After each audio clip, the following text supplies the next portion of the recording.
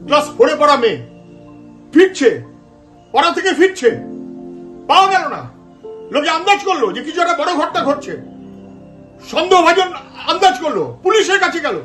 Police ping pong এর বদল লাথি মারলো মানুষকে, এখানে না ওখানে যাও, ওখানে না সেখানে যাও, এখানে হবে না ওখানে গিয়ে জানাতে হবে ইত্যাদি করতে করতে সময় চলে গেল। এবং তারপর পুলিশ চুপ, কোনো দায়িত্ব নেই।